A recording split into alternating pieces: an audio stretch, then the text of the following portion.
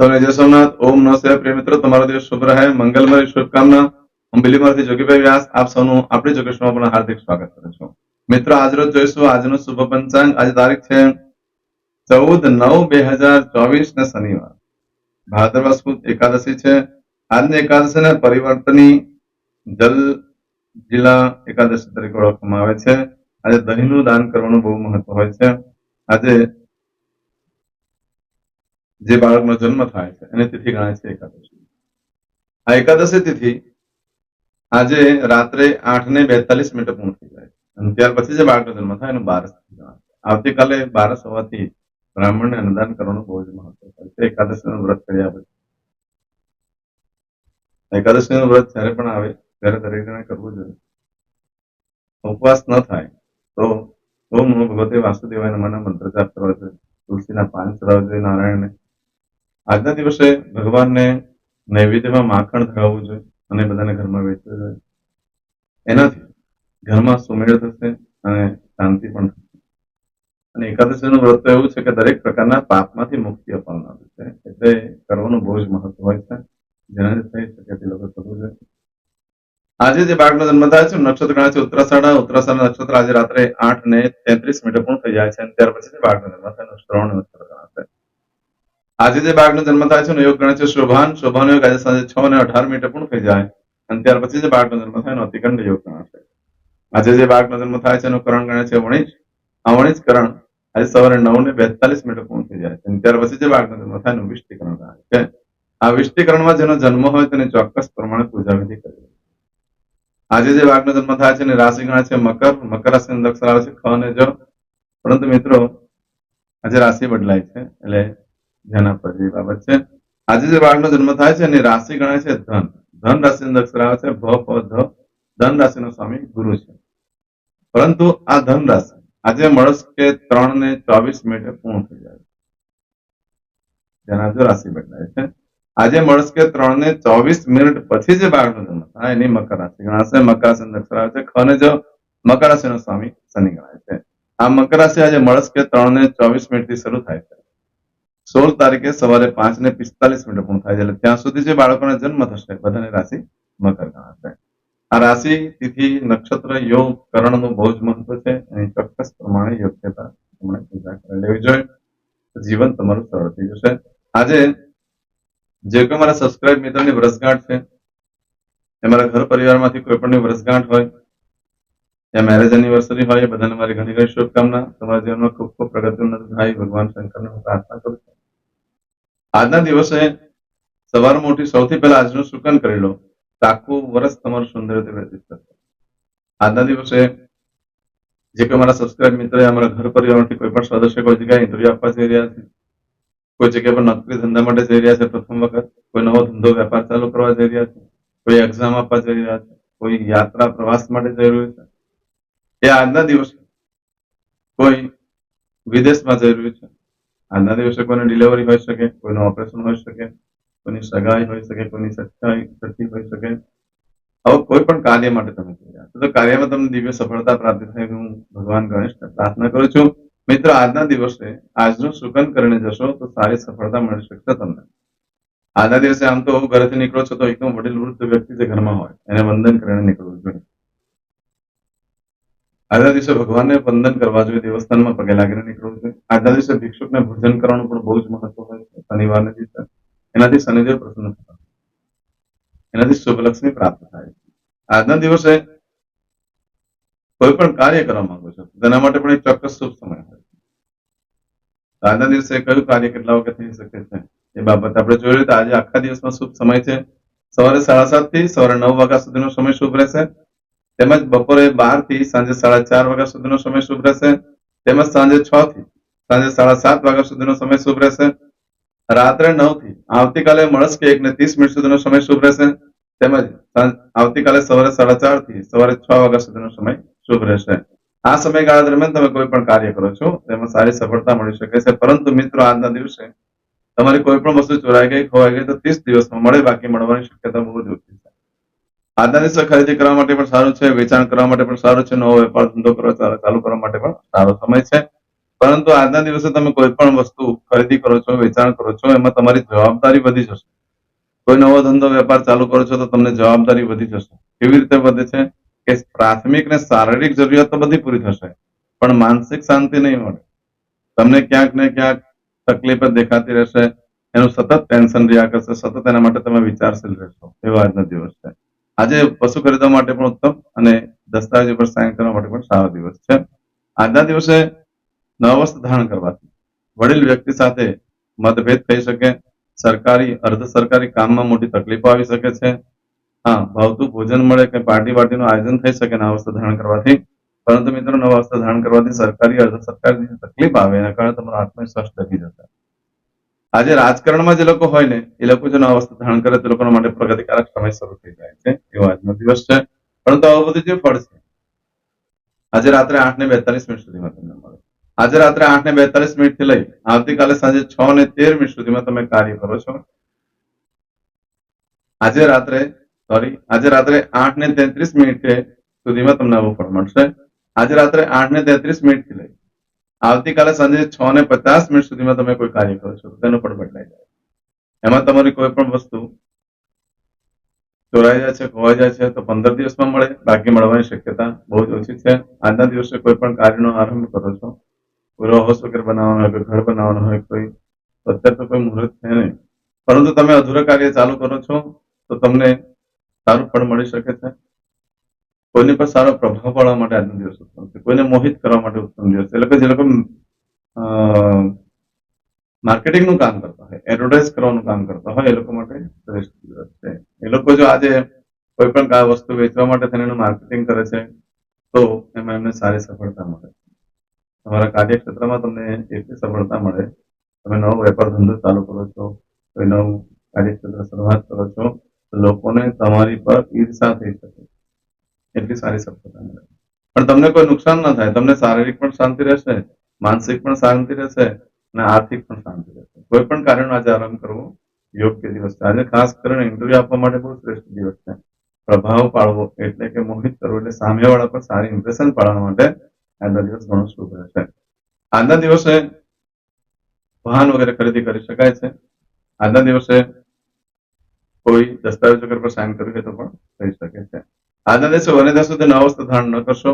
નવા વસ્ત્ર ધારણ કરવાથી આંખમાં કાણું પડી શકે છે, કચરું પડી શકે છે, આંખમાં ખૂબ બળતરા પડી શકે છે, દુખાવો એટલો બધો થાય કે ડોક્ટર પાસે પણ જવું પડે. કોઈ નવું વાહન આજે ચાલુ કરવા માટે ઉત્તમ દિવસ છે. પ્રથમ વખત ચાલુ કરવા માટે ઉત્તમ દિવસ છે. બાકી દસ્તાવેજ પર સાઇન કરવા માટે ચાલે, પશુ ખરીદવા માટે પણ ચાલે, ચાંદલા વિધિ માટે પણ મધ્યમ દિવસ છે. આજના દિવસે બને ત્યાં સુધી નવા વસ્ત્ર ધારણ ન કરશો, આંખને લગતી તકલીફ આવી શકે. આવું બધું જે ફળ છે આજે રાત્રે 8:33 થી લઈ આવતીકાલે સાંજે 6:50 સુધીમાં તમને મળે. આજે કરશું આજનો સંકલ્પ. ચમચીમાં પાણી લઈ લો. અદ્યતન માસના માસોત્તમ પરમ પવિત્ર ભાદ્રપદ માસે શુભે શુક્લ પક્ષે એકાદશીયાયામ મંદવા સંવિત્તાયામ. હવે દરેક જણા પોતાનું સાચું નામ બોલી દો.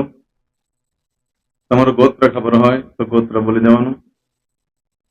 પછી બોલવાનું છે અહમ, મમ, આત્મન, શ્રુતિ, સ્મૃતિ, પુરાણોક્ત, પુણ્ય, ફલ, પ્રાપ્તિ, અર્થમ, અપ્રાપ્ત, લક્ષ્મી, પ્રાપ્તિ, અર્થમ, પ્રાપ્ત, લક્ષ્મી, ચિરકાલ, સૌ, રક્ષણાત્મક, લોકેવા, સભાયામ, રાજદ્વારે, વ્યાપારે, વિદ્યા અભ્યાસે, દેશે, વિદેશે, સર્વત્ર, યશ, કીર્તિ, વિજય, લાભાદિ, પ્રાપ્તિ, અર્થમ, મમ, અખિલ, કુટુંબસ્ય, આયુ, આરોગ્ય, ऐश्वर्यादि, प्राप्ति, अर्थम, मम, जन्म, समय,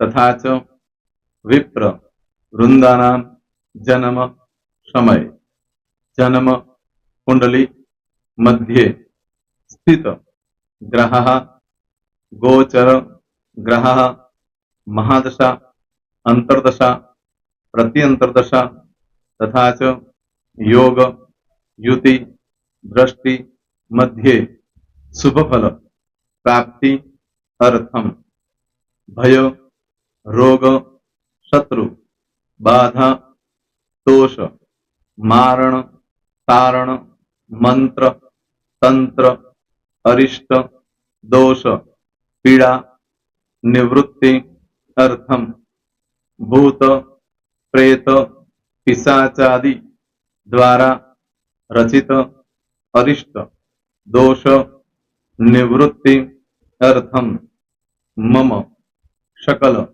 मनवांछित फल और તમારા મનમાં જે કઈ ઈચ્છા હોય તે બોલી જવાનું.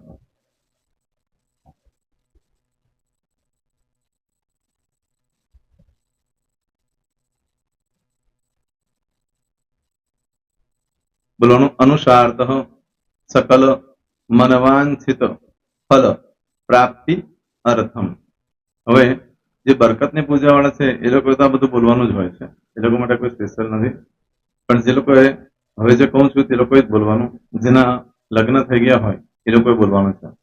મમ દાંપત્ય જીવન મધ્યે સુખાકારી પ્રાપ્તિ અર્થમ પુત્ર પૌત્રાદિ સંતતિ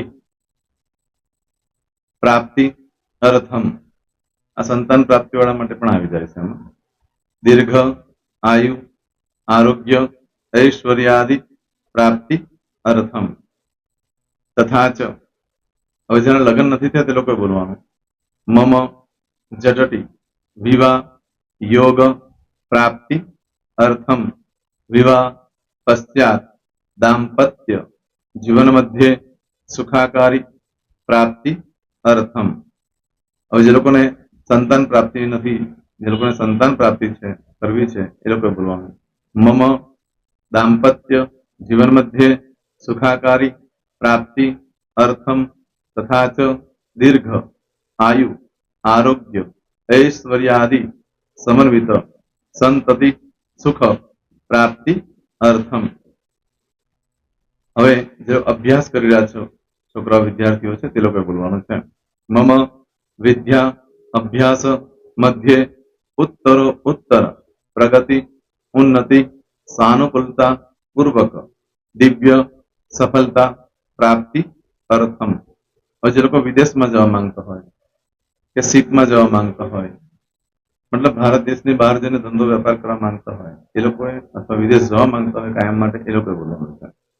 મમ જટટી વિદેશ ગમન યોગ પ્રાપ્તિ અર્થમ વિદેશ ગમન કાર્ય મધ્યે સાનુકૂલતા પૂર્વક દિવ્ય સફળતા પ્રાપ્તિ અર્થમ. આરોગ્ય વાળા બોલવાનું છે, જેને આરોગ્યની પૂજા આપેલી હોય એ લોકોએ. એમ તો દરેક જણા જ બોલવાનું.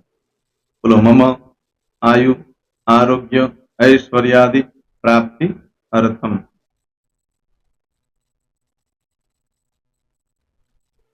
હવે દરેક જણા બોલવાનું.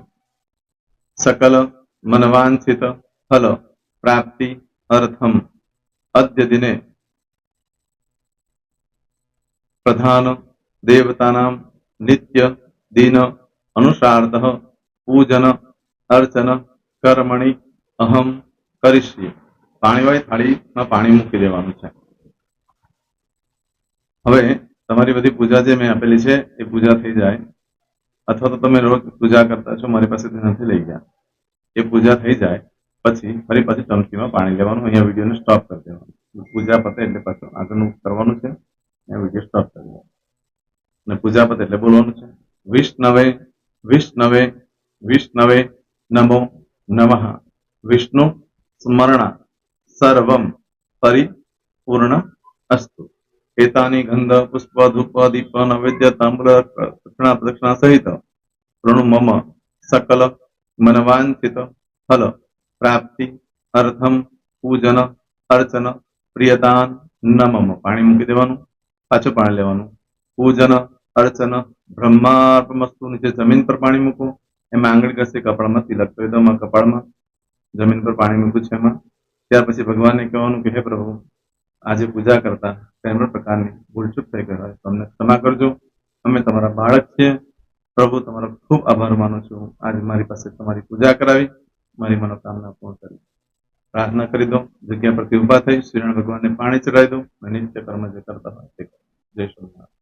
તમારો દિવસ શુભ રહે, તમે અને તમારો પરિવાર સુખી રહે, સંપન્ન રહે, સુરક્ષિત રહે એ ભગવાન સોમનાથ દાદાને પ્રાર્થના.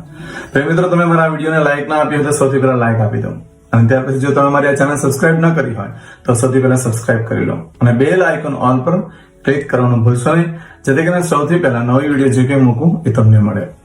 મિત્રો, કંઈ પણ મૂંઝવણ હોય તો મને આ નંબર પર તમે ફોન કરીને પૂછી શકો છો.